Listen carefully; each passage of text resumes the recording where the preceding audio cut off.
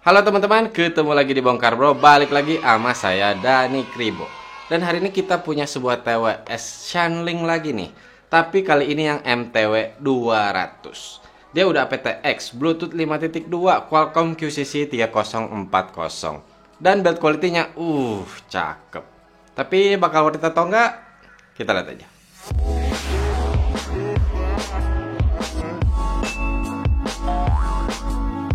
Sebelum kita mulai videonya, saya mengucapkan terima kasih buat CSI Zone dan Shanling yang sudah mengirimkan TWS ini untuk kita review. Buat kalian yang tertarik dengan barangnya, akan ada linknya di deskripsi. Dan juga nih, lagi ada promo cashback. Nah, yang pasti juga, kalau kalian beli TWS ini, dapat hadiah free tumbler. Malih, tumblernya mana nih? Wah, ini ini. Tunggu, kok baju kamu sama sih mas saya? Loh, ini kan baju yang di jemuran saya, Pak. Loh. Bapak pakai, Pak. Saya kira baju saya. Aduh, gimana sih? Kacau. Nah, ini dia free tumblernya. Lumayan sih ketika dipegang dia bahannya oke. Tapi ya nggak akan review ini juga ya. Kita kan review TWS-nya.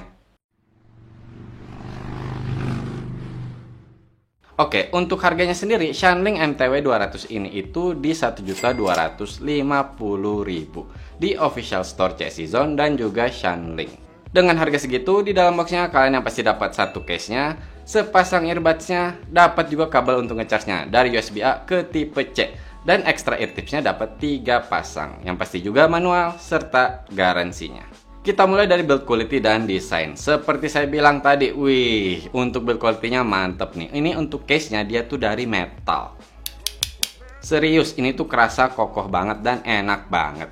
Tapi tenang, untuk earbuds-nya dari plastik kok. Ya nggak mungkin juga ya dari metal, ntar berat lagi di telinga. Nah, berat untuk per earbuds-nya itu di 4,1 gram. Kalau berat total dengan case-nya dia di 72 gram. Langsung ya kerasa agak beda, jadi dia agak berat memang untuk si case-nya.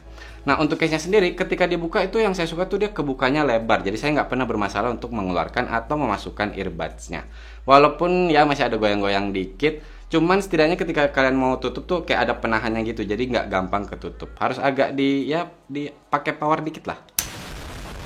Dan juga memang sih ketika saya lagi masukin kantong tuh kadang-kadang nggak sengaja kalau ketahan dikit tuh dia gampang kebuka gitu.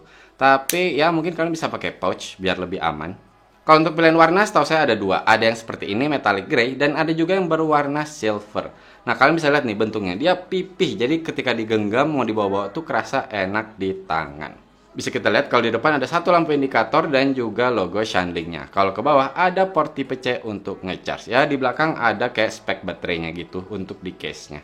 Nah tes kita yang terakhir biasanya kita shake kan. Masih ada sih suara nih, tapi dia bener-bener dikit banget. Jadi udah kerasa kokoh untuk si earbuds di dalam case-nya. Kalau kita bicara earbuds-nya sendiri, seperti yang kita bisa lihat nih, dia itu menggunakan tangkai dan dia bertipe in-ear.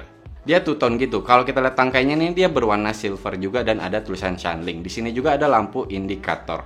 Kalau ke bawah ada magnet konektornya dan juga mikrofon. Nah, untuk di bodinya sendiri dia berwarna hitam. Ear tipsnya juga saya ngerasain enak sih, dalam arti nggak terlalu tebal dan nggak terlalu tipis. Serius, sekali lagi saya singgung, untuk build quality-nya udah enak banget. Enak dipegang. Tapi kalau dimasukin, enak gak ya? Masukin ke telinga maksud saya. Jadi ketika saya pakai di telinga itu kerasa kok enak. Dia untuk fittingnya tuh langsung plek gitu. Dan dia duduk dengan nyaman di telinga. Bisa kelihatan nih, dia posisinya itu udah pas untuk tangkainya sendiri. Dia tuh mengarah keluar dan mengarah ke mulut ya. Mungkin alasannya di situ mikrofonnya.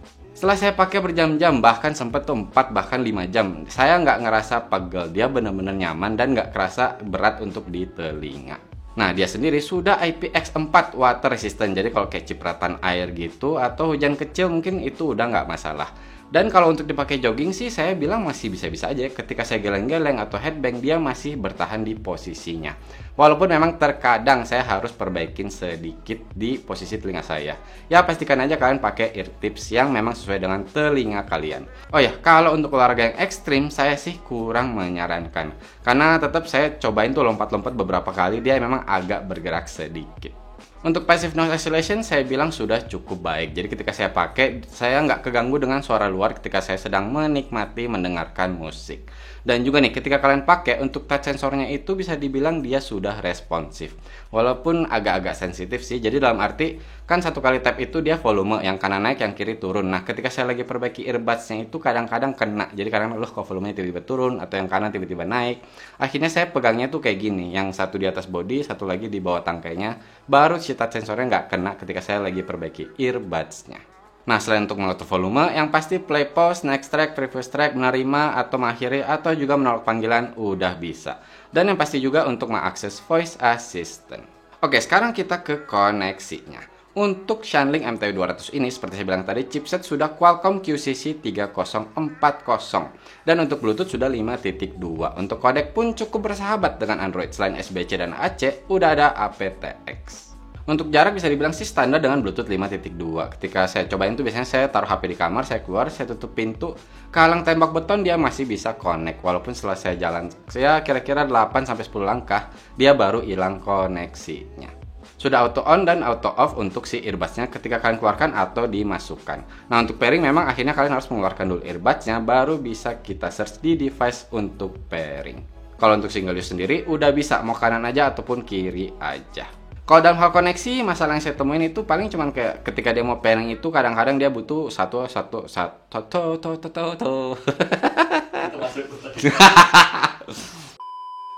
Untuk masalah koneksi sih bisa dibilang hal-hal kecil ya. Misalkan dia untuk pairing nunggu kira-kira 1 atau 2 detik. Kadang-kadang kayak gitu nggak langsung masuk ke pairing mode.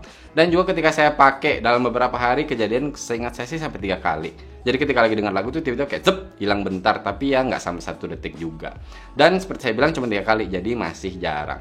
Selain itu kalau dalam hal koneksi lancar kok. Sekarang kita ke latency-nya. Oke, dia memang tidak ada low latency mode atau bisa dibilang game mode. Sebenarnya sih ketika saya nonton YouTube, saya buka-buka social network gitu, saya nggak ada masalah. Udah kerasa cukup tipis untuk si delay-nya. Nah, kalau untuk main game kita lihat dulu deh untuk tesnya.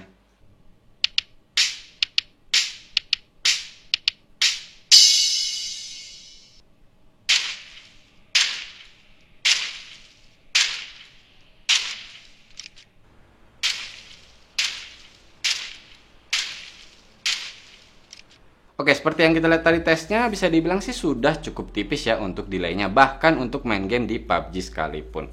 Tapi tetap ya, kalau kalian pengen kayak di level yang pro atau pengen kayak kabel sekalian, ya belum dapat sih yang pasti. Namanya juga TWS. Oke, untuk mikrofonnya sendiri, Shanling MTW200 ini dia sudah menggunakan Clear Voice Capture atau CVC 8.0.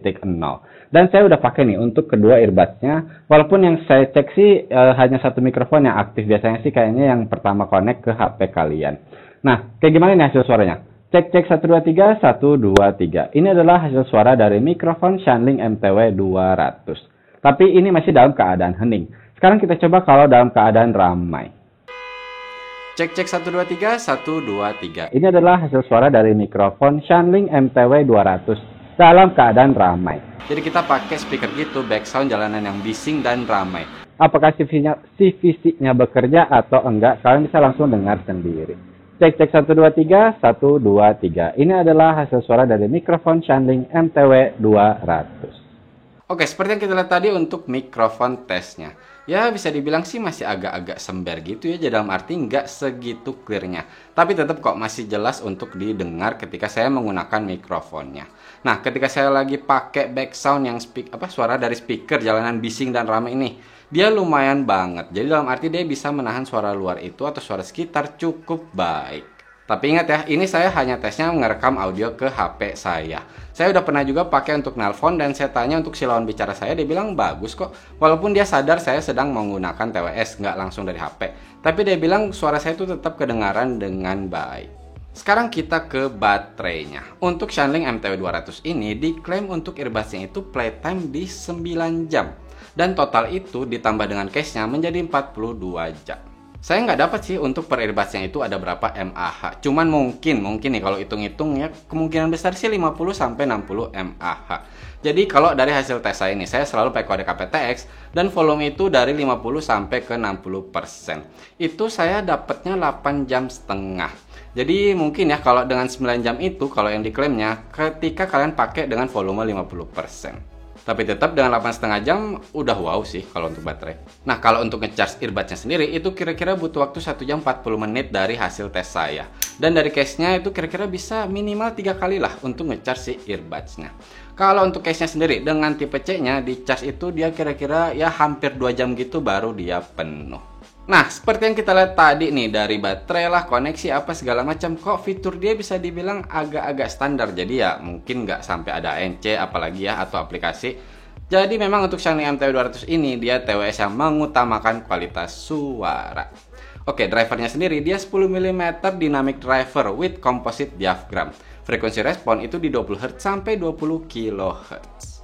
Oke, dari pertama kali saya pakai memang langsung kerasa untuk bassnya ini kurang. Dan dia lebih kayak fokus ke treble gitu, jadi kerasa dia itu bright. Tapi itu kan memang ya pertama kali. Nah, setelah beberapa lama, saya baru mulai nyadar kalau bassnya ini masih ada kok. Jadi dia masih cukup punchy.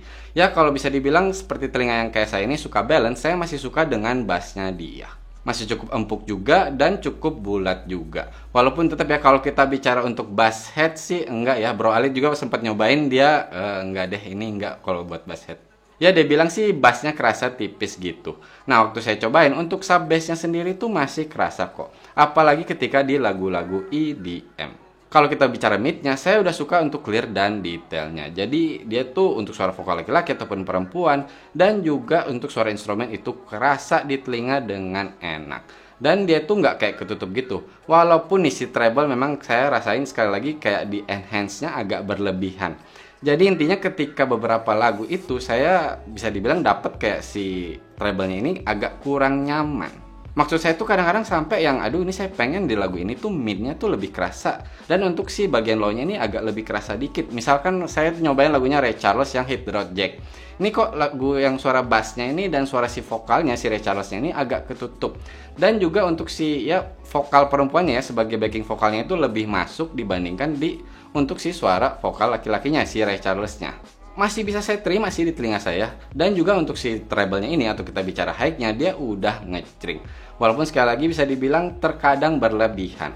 Terutama kalau di genre EDM. Ketika saya lagi dengerin lagu-lagu band, misalkan Red Hot Chili Pepper atau ya Green Day atau kayak The Cardigans kayak gitu, masih kerasa enak kok untuk di treble-nya.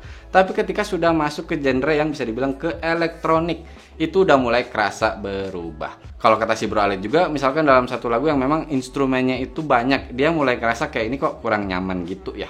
Saya cobain dari beberapa genre lagu. Saya cobain dengerin lagu kayak Dave Brubeck yang Take 5 bisa dibilang lebih ke jazz dan blues gitu. Dia udah nyaman. Dengerin lagu-lagu old school kayak Frank Sinatra dia udah enak. Dengerin lagu pop juga udah oke. Bahkan rock yang ya rock zaman sekarang atau rock yang bisa dibilang tahun 80-an juga kerasa nyaman. Tapi sekali lagi ketika saya mencoba mendengarkan lagu EDM, saya agak-agak yang aduh skip aja deh. Mending dengerin lagu-lagu old school lebih cocok buat si Shanling MTW 200 ini. Tapi tetap kalau kita bicara masalah pemisahan instrumen sebenarnya sih udah cukup baik, apalagi ketika saya bilang tadi lagu pop atau rock ya seperti itulah. Tapi kalau kalian ke EDM gitu memang kerasa udah mulai tercampur di si treble dan si mid-nya yang bisa dibilang buat saya kurang nyaman. Kalau untuk soundstage-nya sendiri saya bisa bilang sih dia cukup luas ya sesuai dengan di kelas harganya. Kita dengerin aja deh sound sample-nya. I'm happy to make time for your feelings. You have to admit I already do. Let's just break it down to you and me uptown, dancing all around till the disco ball pops.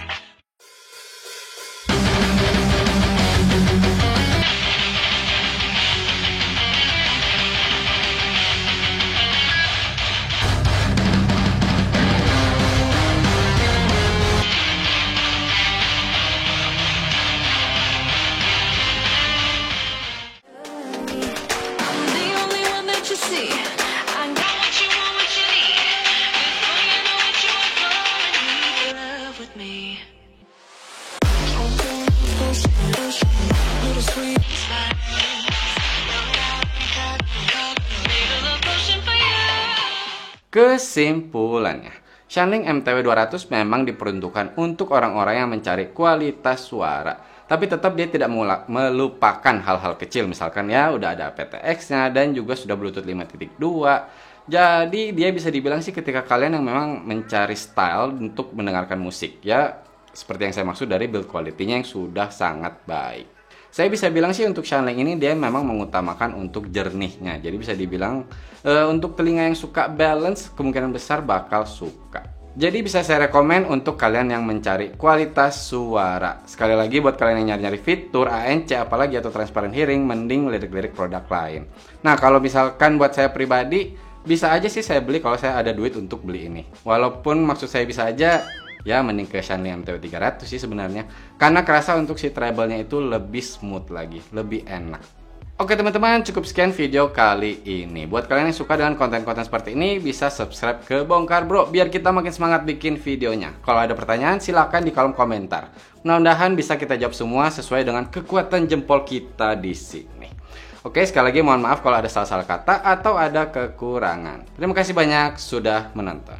Bye!